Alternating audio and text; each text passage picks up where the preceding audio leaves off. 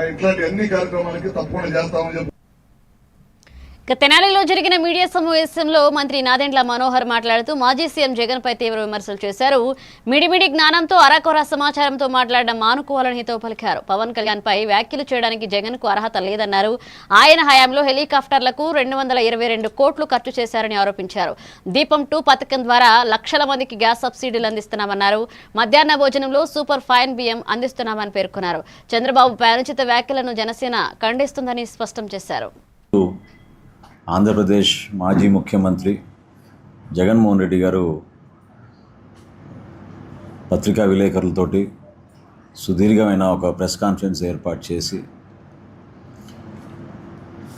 కొన్ని అభ్యంతరకరమైన విషయాలు, అదేవిధంగా ప్రభుత్వం పైన ఆయన చేసిన విమర్శలకి ఖచ్చితంగా ప్రజలకు అందించే విధంగా సమాచారం ఒక బాధ్యతతోటి ఈరోజు నేను ముందుగా ఈ పత్రికా సమావేశం ఏర్పాటు చేశాను. మా పౌర సరఫరాల శాఖకు సంబంధించిన 2 ముఖ్య అంశాలు.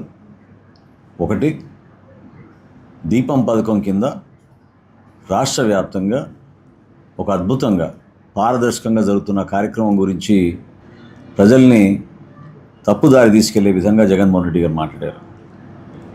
2024 జూన్లో మా ప్రభుత్వం ఏర్పడిన తర్వాత గౌరవ ముఖ్యమంత్రి గారు, అదేవిధంగా గౌరవ ఉప ముఖ్యమంత్రి గారు దీపావళికి 2 రోజుల ముందు సమావేశాలు ఏర్పాటు చేసి రాష్ట్ర వ్యాప్తంగా దీపం పథకం సూపర్ 6లో భాగంగా మేము ప్రారంభించాం.